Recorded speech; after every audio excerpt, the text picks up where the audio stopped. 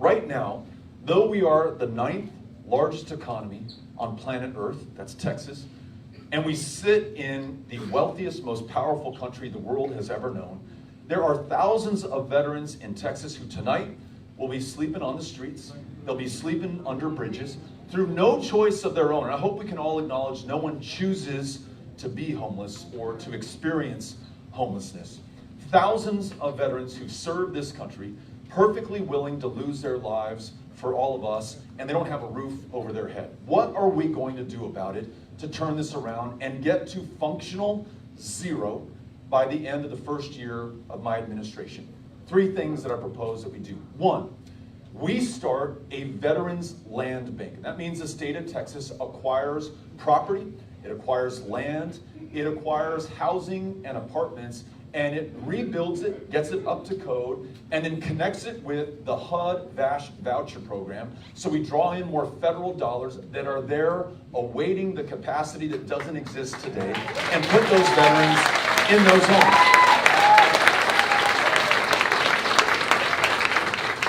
Second, from listening to a lot of veterans who are experiencing homelessness, we need to do more than just housing. We need full wraparound services. That means primary health care, mental health care, job counseling, and I'll get to this in a moment, but for those who've been justice involved, they've been arrested while they were on the streets, they may need some help getting out of whatever litigation or paper that they're on right now. We should be there for them for that as well. And the third thing that we can do to end veterans' homelessness in the state of Texas is to do something about the property taxes that we are paying right now.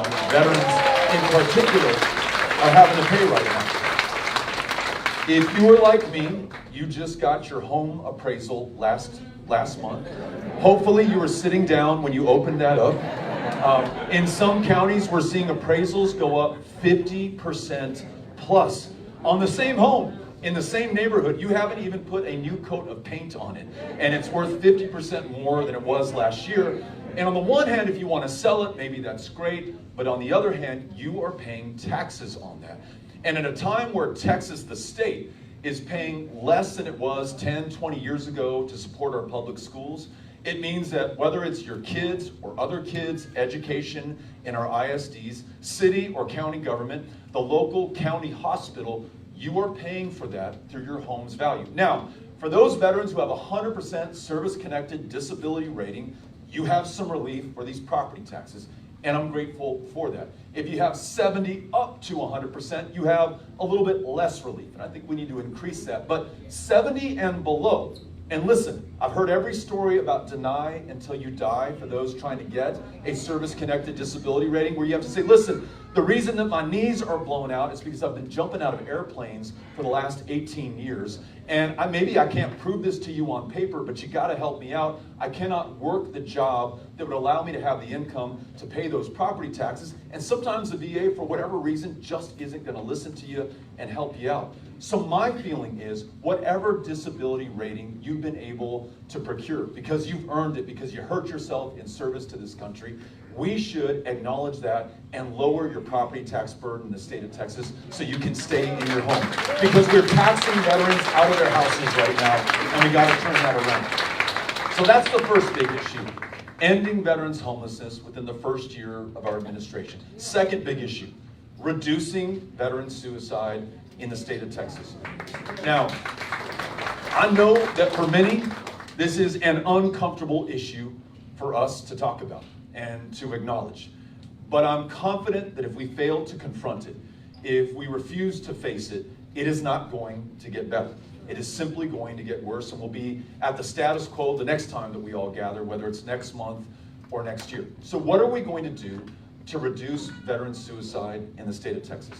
1, let's acknowledge those mental health care wait times that I just described that exist in Temple and in Bell, in El Paso, in Dallas, wherever I go across the state.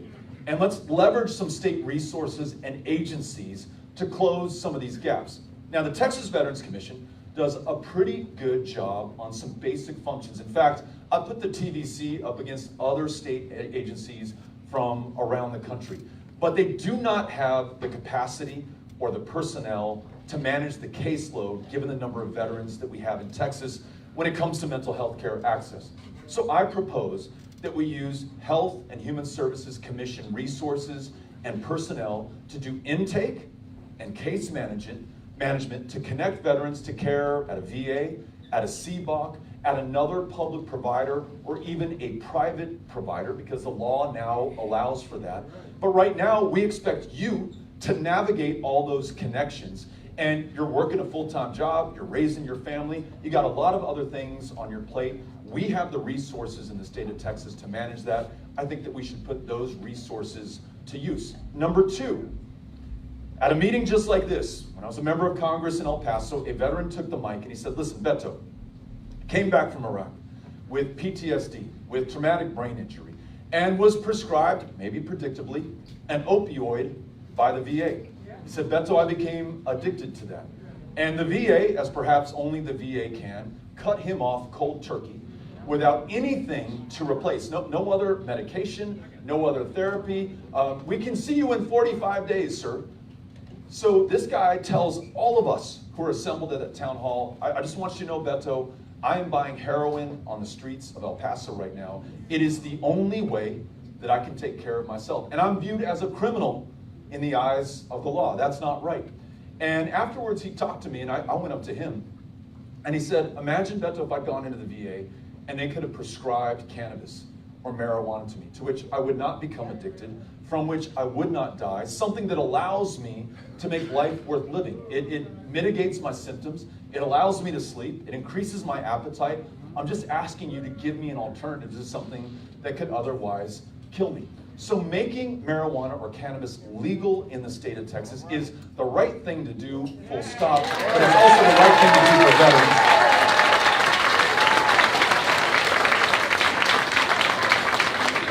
And beyond the medicinal treatment, it sure would keep a lot of our veterans out of our courts, out of our jails, and out of our prisons. We're one of the last states in America that is locking people up for possession of a substance. It's legal almost everywhere else around the country and the world right now. It's crazy. But related to that, for those veterans who have tangled with the law, and if it is a substance abuse issue at its core or a mental health care issue, there are 25 veterans courts that have been stood up across the state of Texas. And as you all probably know, very often that judge is herself or himself a veteran. And instead of sending you to jail or to prison for your infraction, they're focused on getting you treatment, back on your feet, career counseling, making sure that you're okay and that you don't have something hanging out on your record that you'll have to admit to every future employer, or will prevent you from getting a loan for your small business or for the education that you want to finish. These veteran courts need to be expanded to cover every other part of the state. I think if we do those three things, the case management, intake, connecting with care, legalizing cannabis in the state of Texas, and doing something about veterans who far too often end up in our prisons, we're going to improve mental health care access and decrease the rate of suicide in the state of Texas. That's the second big idea. Third and last one, and then I'm going to turn this over to you. Those veterans who are coming back right now from Syria, where we still have a presence, Iraq, Afghanistan, Somalia, Yemen, all the places around the planet that we ask young women and men to do the bidding of this country. Very often to take the lives of others and potentially lose their own lives in the bargain. When they come back and they tell us, hey Beto, they were burning this stuff near our base, and I don't know what was in it. It was trash, it was plastic, it was toxins, it was body parts, it was medical waste, and all that stuff was going into my lungs. And now that I'm back in Killeen, I don't feel right. My lung capacity's off.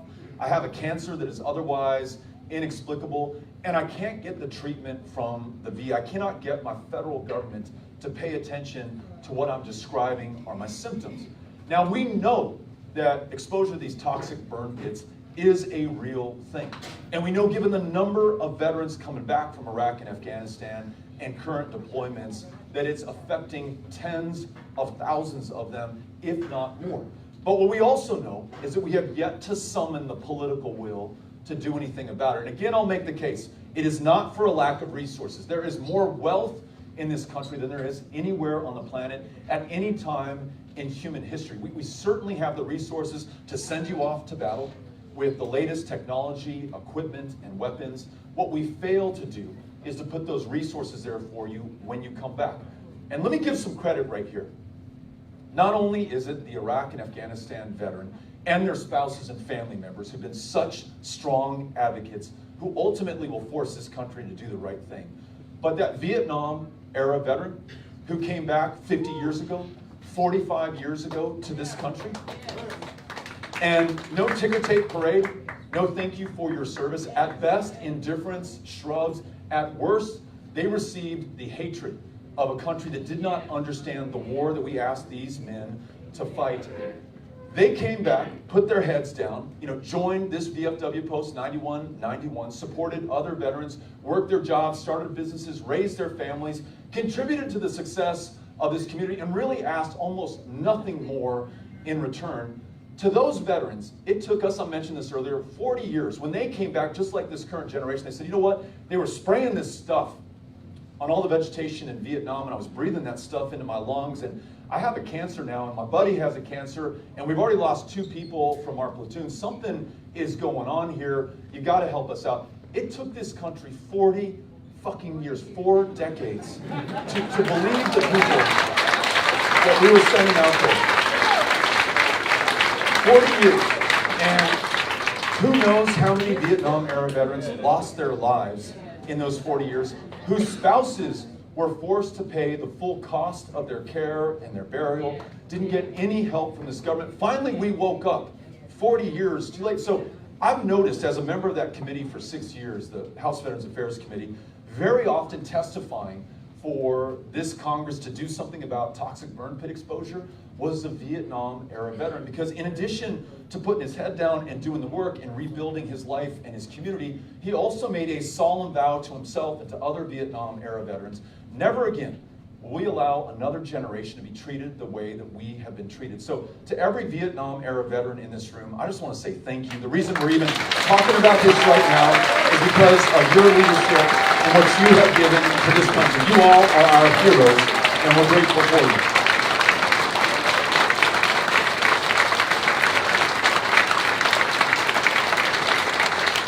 And because of this generation, there is a bill that has passed the House of Representatives. I want you all to track this, follow this, push your members of Congress and our 2 U.S. senators on this.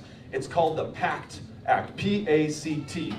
PACT Act, it has passed the committee in the Senate, and we believe it's going to come to a full vote to the United States Senate. If it passes there, it goes on to the president's desk for his signature. It's really close. But having been through these fights before, we want to take nothing for granted.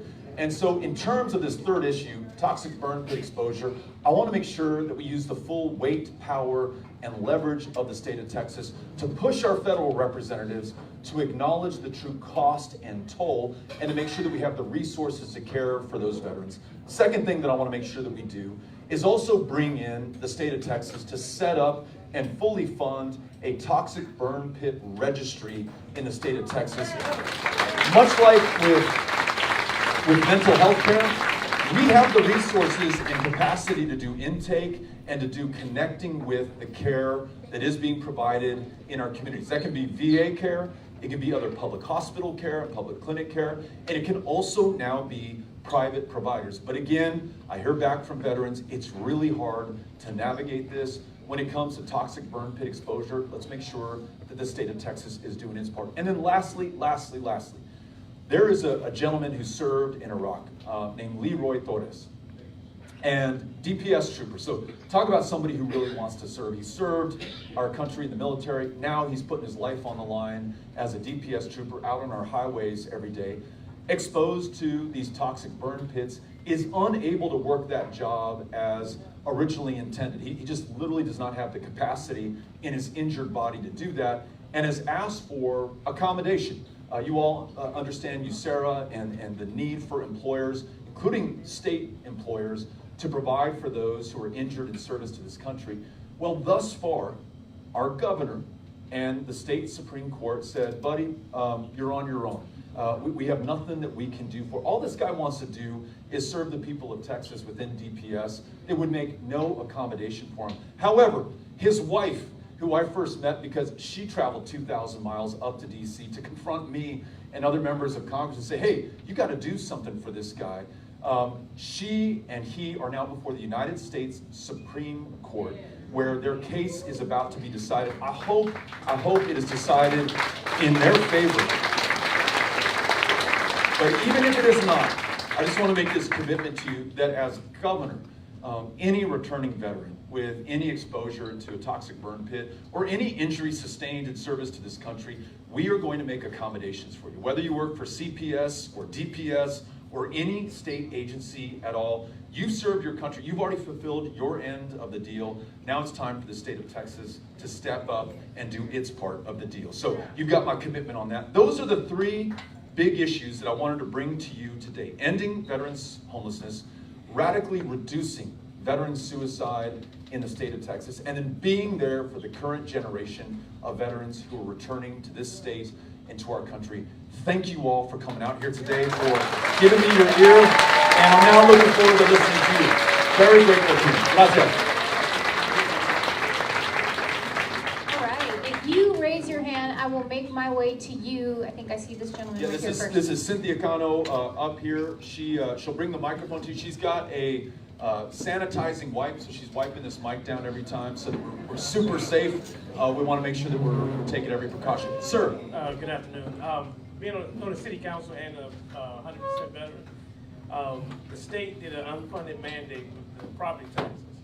Would you support giving us all the money that we lose as a result? Don't change the mandate, but just give us money to, because right now we're fighting to get the additional funding. This is a great question. And to add to what the council member said, we all voted for that proposition, or we're about to, if you haven't voted yet, tomorrow, to ensure that service-connected disability break that some veterans get on their property taxes also extends to their family members. And I think we're all in agreement. But the council member's asking, and this would have been a question for me when I was on the El Paso City Council.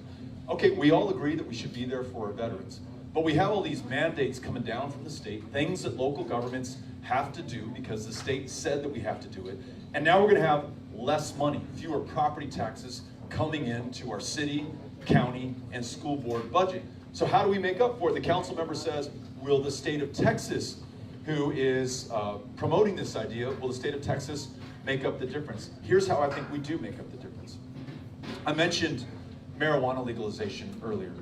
We spend $500 million a year locking up people for this substance that's legal everywhere else. We lose out on another $500 million of taxation along the lines that other states taxes in a regulated and controlled market. Regulation and control, two very important words to a father of a 15, 13, and 11-year-old. I don't want my kids or your kids getting their hands on this stuff. In a black market, they'll sell to anyone. And it's why it's harder to get your hands on cigarettes when you're 15 years old than it is on pot right now when you're 15 years old. So not only do we protect our kids, but we get $1 billion to the positive that we could use to defray some of these challenges for local communities. In addition, you as a homeowner or a renter probably don't have the resources to hire attorneys to contest your property valuation on your home. But the big corporations in Texas, these are the folks that donate to Greg Abbott, they do hire the lobbyists and attorneys. And I've heard from, in Port Arthur, I was talking to the school board president there, they just cut a $30 million check to Motiva, the largest refinery in North America. Motiva hired the attorneys, contested their valuation, and was able to claw back $30 million in property taxes that they had paid. This corporation that is making billions of dollars in profit, especially right now, will not support that community. That $30 million need does not go away. They just have to raise the taxes on the homeowners in that district. So I propose that every corporation in Texas also pay its fair share, that we have price disclosure on commercial sales.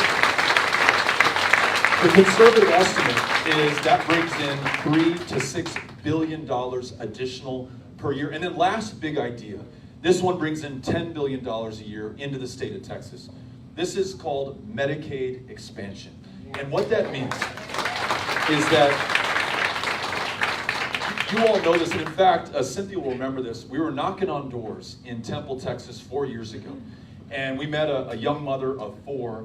And as we were talking to her, she said, I just got a promotion at work, but I'm going to refuse that promotion. Because if I take it, it comes with a pay increase. And if I get the pay increase, my kids are no longer eligible for Medicaid, but I won't be making enough to afford private insurance or the Obamacare subsidies, so I will have no health care at all. I'm going to reject that promotion. I will not take that raise. We're keeping her pegged down to where she is in the status quo. If we accepted Medicaid expansion, just to make sure everybody knows what this means, the federal government pays 90 cents on the dollar for expanded care. And those 90 cents, that didn't just fall out of the sky. Those are your income taxes that you paid up to DC, just coming back to the state. Well, for as long as we refuse Medicaid expansion, your income taxes are going to other states, including, check this out, Arkansas, Louisiana, Oklahoma, New Mexico are 4 border states to the state of Texas, 3 of whom had Republican governors, all expanded Medicaid because of the billions of dollars of their own citizens' taxes coming back in to hire more doctors, more mental health care providers in a state whose largest provider of mental health care is the county jail system, a state that ranks 50th in access to mental health care in the United States. And this is the kicker, we take that $10 billion, your local property taxes go down because right now, let's say that I have diabetes and I have glaucoma, but I don't have Medicaid, and so I can't buy insulin, I can't get any treatment. I finally take myself to a hospital because the suffering is too much. Whether that care is $35,000 or $80,000 or $150,000, God only knows. The outcomes will not be as good as if I'd had preventative care. And when that bill comes due, though I don't have a dime to my name, somebody still has to pay. And your local county hospital taxing district will send that bill to your door. They've got to collect on that indigent care.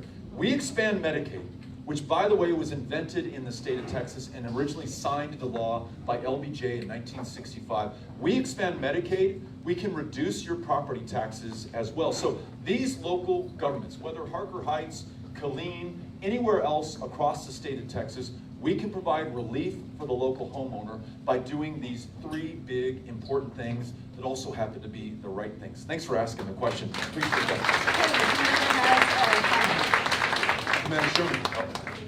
Actually, this isn't a question. It's just after the forum, in the back, there's a backdrop if you guys want to take photos. Also, if you go through the gray doors on your way out, we have a free lunch for everyone. We made about 200 through the think of our auxiliary president. Can you stand for us, please?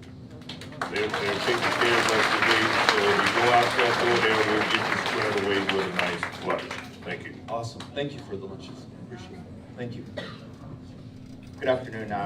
Mine is a 2-question. I'm on Tony Kanyas. One is going to be gerrymandering. I know Texas is horrible with the gerrymandering thing. And if you're governor, you're going to have a lot of power on signing, because right now all that stuff is pending on the board. That's the one thing. What are you going to do with that? The second portion is, as you know, I was running for the board of trustees, and our schools, students and teachers are being used like pawns with all this rhetorics about theories. Replacement theory and CRT theories and all this other stuff. Multiple times while running as a board of trustees, I was asked about the CRT, which I don't know too much about it. But one thing that I just got my attention, a lot of the voters were asking me, who are you? Why are you here? As a minority that served this country for 25 years, I had one voter tell me, you shouldn't be in this country, you shouldn't be in this area. So what are you going to do about those individuals that, we just had a massacre that happened in Brooklyn, New York, and he's radicalized about his replacement theory? What is your thought about that, and what are you thinking about doing about that? Thank you for the question. Yeah. 2 questions, and I'm getting the eye from Cynthia, and she's saying, be brief in your answer. So sorry I'm so long-winded. But these are really good questions, and I want to make sure I give them their due and their justice. On this first issue of gerrymandering, we all know that this is where members of Congress choose their voters instead of the other way around. And it's antithetical to this great democracy that we've been talking about and that you all swore to defend. In Texas, it's even more perverse. In 2017, a 3-judge federal panel, 2 of those judges, by the way, appointed by Presidents Reagan and President Bush, so no flaming liberals on that bench. They looked at the congressional district lines drawn in Texas, and they described it, this is their words, not mine, as a racial gerrymander.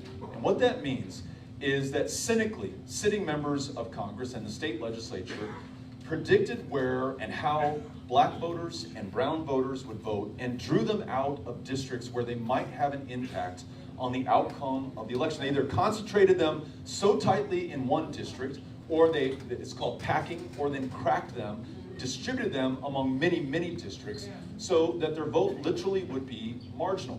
Now, some wonder why we have one of the lowest rates of voter turnout in the country. It's not for lack of love of democracy or that people are lazy, but I think some have come to the logical conclusion that some votes and voters count for more than others. So if we do not fix this gerrymandering problem, we'll continue to have fewer and fewer people participate in our elections. My solution to that is let's have independent, citizen-led redistricting commissions, no politicians allowed from either party, certainly no members of Congress, no state legislators, just the people. Then we'll get real district lines.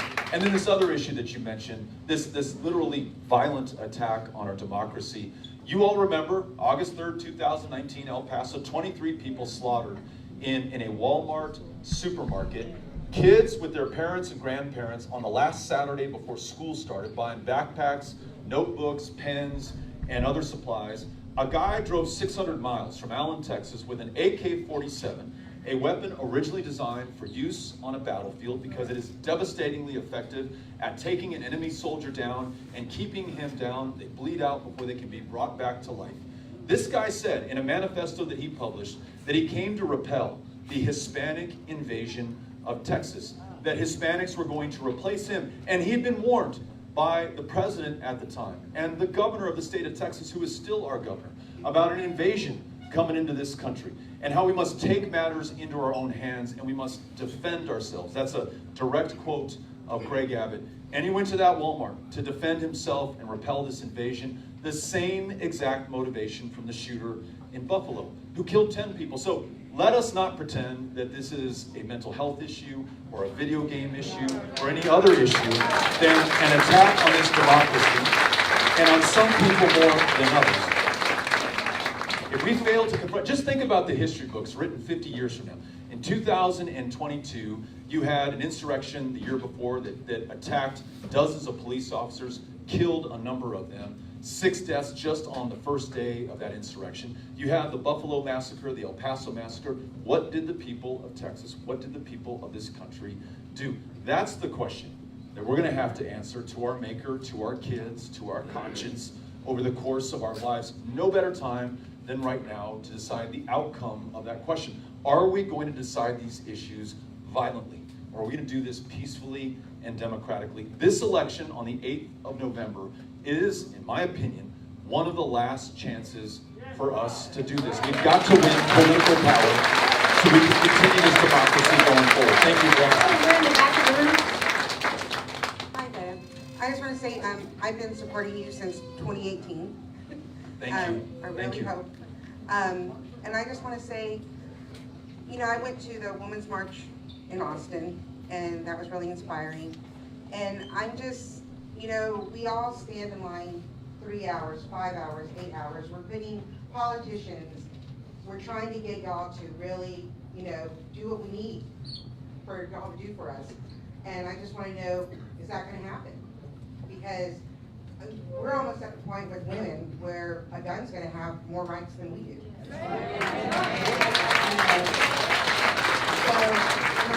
veterans are frustrated because they've been sitting on lines, you know, for years, decades. So I just want to know, like, is this going to happen? We were at a veterans town hall just like this in Wichita Falls yesterday. And a woman came up to me at the end, you know, wanted to shake everybody's hand. She came up, she said, Beto, in service to this country, again, she said, I swore an oath to this Constitution. And for the last 49 years, this country's reading of the Constitution has included my right to privacy, to make my own decisions about my own body and my own health care and my own future. And she said I was willing to give my life for that document and for the rights that it conferred, that I was out there defending and protecting. And now you in Texas are going to take that away from me. This governor signed what is known as a trigger law, which says if this draft opinion becomes law from the Supreme Court overturning Roe versus Wade, abortion will be outlawed beginning at conception, with no exception for rape and no exception for incest in the state of Texas.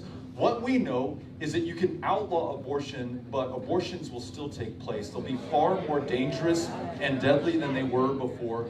And this state leads the nation in the epidemic of maternal mortality. It is 3 times as deadly for black women in this state. So let me just make this clear. When you close down almost every reproductive health care clinic in the state of Texas, not only can a woman not get lawful access to an abortion, it is still legal, even if it is being contested right now. But she can also not get a cervical cancer screening in some communities, family planning help, or the ability to see a doctor at all in the least insured state in America. And we're losing women, especially black women, at a frightening rate in this state. So the next time you hear your governor say that this is about life and that we're pro-life, let's talk about the women in this state. Let's talk about the 100 kids in Child Protective Services care who died last year in the custody of the state of Texas. If we care about heartbeats, let's talk about that child, 11 years old, Conroe, Texas. The temperature dropped, the lights went out, the heat stopped running. His mom could not pile enough blankets on his body, and he froze to death in the energy capital of the world. No, we care about life. We care about the lives of everybody in this state. And so you've got my commitment as governor. We're going to ensure that everybody's lives are protected in this state, including the women of Texas who are under attack. Thank you for asking. Hey, we're still in the back to the other side of the room. Thank you, Ms. Connor. Dave, I got a couple questions. I'll make it brief. Like Bill de Blasio, he changed his name and you did too. Why don't you use your real name? I'd be happy to. Why don't you ask all your questions and then I'll answer them in turn. And the next one is, like most politicians, they say one thing when they're running and they do almost the opposite when they get elected. The AR-15s, you had a position at one time that you were going to take all the guns away. You're going to take all the ARs away. I think you've changed or softened your stance on that over the last 5 or 6 months, but what's your position on the ARs, which are not assault weapons? What is your position on that? Great. And those are your 2 questions? Thank you for being here. Thank you for your service to our country, and thanks for asking these questions. First question the gentleman asked, what's your name? On my birth certificate, it is Robert Francis O'Rourke. From day one of my life on this planet, my mom has called me Beto, which is a nickname for Roberto. Joe can attest to this. My grandfather, Robert Lee Williams from Georgia, was the other Robert in the house. And so my mom called me Beto. Beto is El Paso's version of Bob or Rob. So I've been Beto my whole life. But you can call me Robert, I don't care. On this issue of AR-15s and AK-47s, my position on this is consistent, and I know that not everyone here is going to agree with me. And listen, getting back to this idea of democracy, that's the genius of America. We can come to different conclusions on an issue that matters dearly to us and still respect one another at the end of the day and try to find some consensus and some compromise to be able to move forward. So you asked for clarity on my position. I don't think any civilian should own an AR-15 and an AK-47. That's just how I feel on this. After Buffalo, after El Paso, after Midland, Odessa, Santa Fe High School, Sutherland Spring, how many times do we have to see our fellow Americans slaughtered with one of these weapons, with its high impact, high velocity round that shreds everything inside of you apart? Where I bet, even with those of you in the room who own AR-15s and AK-47s, who I bet own them responsibly and are in that proud tradition of Texas gun ownership where you've been taught and you're now teaching your kids how to own a firearm in a way that will not hurt them or anyone else, where I bet you we can find some consensus and common ground are things like this. A universal background check, which some other states have adopted, but which we still do not have in the state of Texas, would have prevented the mass shooting in Midland, Odessa. Just to remind you all the particulars, gentleman went into a federally licensed firearm dealer trying to buy an AR-15. Couldn't pass the background check. That's great, it worked. But because we don't have a universal background check in Texas, He went to a private seller, bought that same weapon out of the trunk of their car, then went out on a shooting spree and killed 8 people in that community. Shot a baby girl in the face. Luckily, she survived her wounds, but 8 other people did not. Another idea. This came from a mother in Galveston County who lost her daughter in the Santa Fe High School shooting, again through one of these weapons of war. She said, what if that gun had been locked up in that student's home? What about a safe storage law? So listen, you have that weapon, use it for defense in your home, for hunting, for target practice, just to collect it. None of our business, right?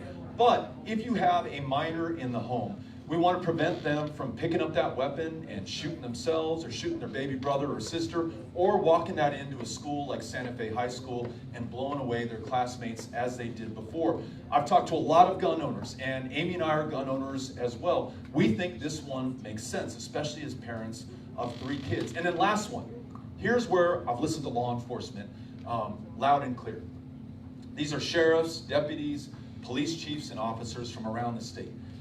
And they said this permitless carry bill that the governor signed into law last year, they begged him not to do this because, they told me, 35,000 times over the last 5 years, when a Texan requested a license to carry, it was rejected 35,000 times because law enforcement deemed those people too dangerous to themselves, the risk of suicide, or too dangerous to others in the community, 35,000 times.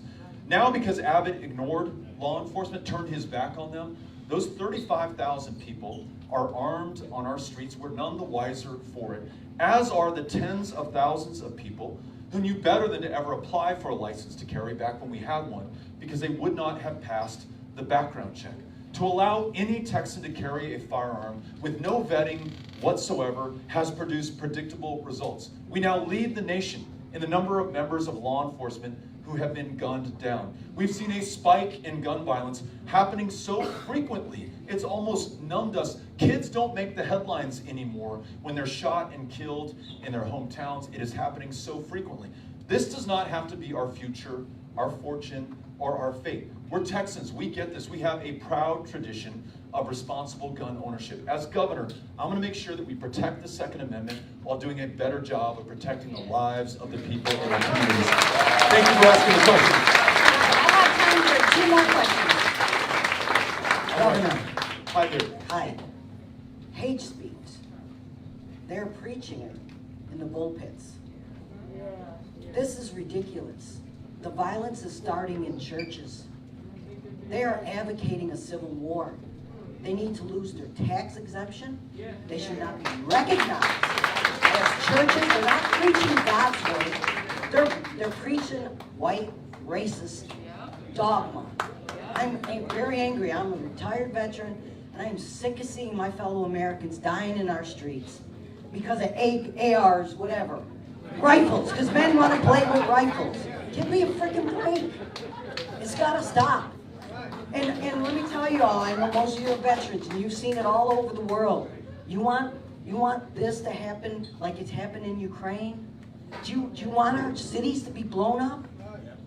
Because that's what they're advocating. We have to stop these preachers. There's something wrong. There's a sickness in the churches. I'm sorry, but somebody's got to say it. It's got to stop. Thank you for being here. Thank you for being here. On this hate speech, on this rhetoric that inflames and leads people to do some of the awful things that we're seeing right now, we've got to, as a country, stand up against it. But I also want to make sure that we recognize those pastors and imams and rabbis and other faith leaders who are using their opportunity in front of their congregations to call us to do something far better. And, you know, I mentioned earlier just briefly that along with my heroes in uniform, those who were willing to cross the Edmund Pettus Bridge with a 24-year-old John Lewis in 1965, also willing to lose their lives for this democracy, they're also my heroes. And so many of those marchers, including the children's campaign in Alabama, were led literally from these churches. And I would say there's a proud history too in this country and in this state of temples of worship, whatever the denomination, being leaders in civil rights and voting rights and the realization of this democracy. So you're right to point out that there are some who are abusing that power and that exempt status. There are also some who are doing the right thing. So I want to make sure that we acknowledge them as well. And thank you for calling attention to this to make sure that we do something as a country to stop it. Grateful to you. All right.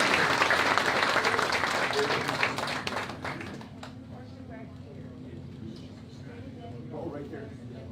Heather, would you raise your hand? So Heather in the back is raising her hand, and she is there for anybody who wants to host a block walk or a canvas. What is that? It means that we go out and we knock on the doors of our neighbors, talk to them about this election, try to gain a commitment from them to vote. It is literally the only way I know of, not only to win this election, but to really save a democracy where 13% of the ballots are rejected. We got to be on the doors. If you're willing to join Heather and others, please make sure that you see her at the end of this. We'll be back where Heather is to take photos or just to hang out and say hello to anybody who wants to come by. This is our very last question of the town hall. Here we go, no pressure. Hello, Beto. Thank you for coming out. I'm Ken Wilkerson. I am a city council at-large member here in this great city of Killeen. First of all, thank you for coming out. One of the things that I want to ask you about, it deals with, well, also VFW 12209 legislative representative AC Cotton, Sergeant Major AC Cotton, a 27-year Army veteran or retiree and 100% disabled veteran. One of the things, thank you. We just had an election here in Killeen. We had an election and we had 19,000 ballots. We have a city of over 153,000 people. I've been fighting since I've been on the city council to get our elections moved to November, because I'm sure that there's a number of you out here that didn't even know that there was an election. That's another method of gerrymandering or voter suppression or anything that you might want to take on. My question to you is this: would you be in support of, the reason I'm asking this is because it was at the state level that we could not push through to have the autonomy to move our elections to November. We had to keep them in May. Mind you, when I was elected the first time, I was elected in November. Because of COVID, they pushed our elections back. I won with over 14,000 votes just myself. This time, barely 2,000. That just paints the picture for you about the number of people who are participating in these off-ballot elections. Democracy always works better when there's more people involved in it. Voting is the biggest democracy we have. So, thank you. So my question again to you is this: at the state level, what could you do to ensure it? Because we've already voted as a city council to bring it back in November again. We did it again. So now it has to come to the state level. When you become the governor, what will you do to make sure that Killeen has the autonomy to take its own democracy in its own hands? Thank you. Thank you for the question. I love that. And thank you for your public service and service to the country. There used to be a time when one of the political parties in the state of Texas enshrined the idea of local control. At the most local level, you know best what is going to improve your community, the needs of your constituents and your neighbors and the folks who call, in this case, Killeen home. For some reason, under this governor, it has turned into the opposite. During COVID, the governor prevented local communities from putting up their own public health safeguards. My hometown of El Paso became the deadliest city in America, bar none, for COVID fatalities. We set up not one, but 10 mobile morgues in our community because we just didn't have the space. We had to bring in the guard to handle all the dead bodies. Our county judge was fighting with the governor of the state of Texas to be allowed to put in public health safeguards in our community. He wanted that local control, not for political power, but literally to save people's lives. When it comes to elections, we've had 750 polling places closed down in the state of Texas. The next closest state, when it comes to polling place closures, is at half that number. We are the fastest growing state in the United States of America. When you see people waiting 6 hours in line outside of Texas Southern University, in Houston, Texas, you know exactly what is going on. They've closed so many polling places to deter people from voting, because when you drive by and see a line that is 6 hours deep, you say, the hell with that. I've got kids at home that I got to take care of. I've got another shift that I've got to work, or I just don't want to stand in the sun for 6 hours and be treated with this level of disrespect. So the question is, how do we turn this around? A few things. One, we re-enshrine the idea of local control. As governor, I just want to be the partner for the local community, and it doesn't matter to me, no me importa, if the city council, the mayor, the county judge is a Republican or a Democrat. That's not my problem or my business, nor should it be yours. I just want to make sure if you as a community have decided on something through your representatives, that we honor it at the state level. When it comes to voting, a few quick ideas. What if, I think they still have Confederate veterans as a state holiday in the state of Texas. What if we replace that with Election Day being a state holiday, so you can take the day off and be able to vote?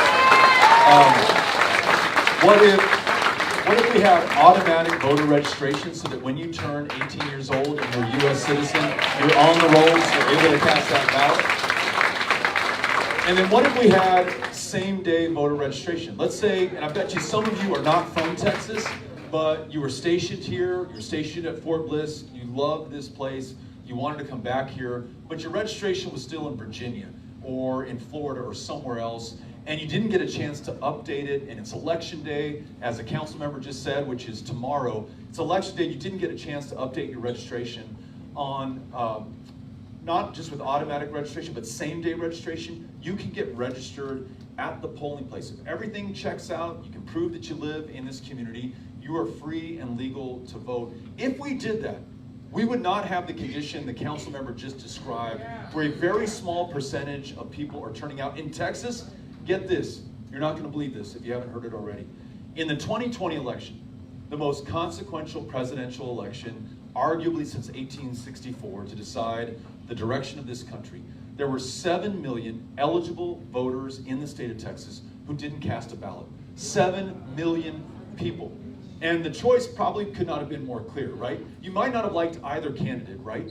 But you had to choose one if you wanted to have a say in the direction of this country. I happen to like one of the candidates, and we went out there and voted. But 7 million, that has a lot to do with the gerrymandering, with the lack of ability to register. You can't register online in the state of Texas. You can't get time off to do that. The polling place closures.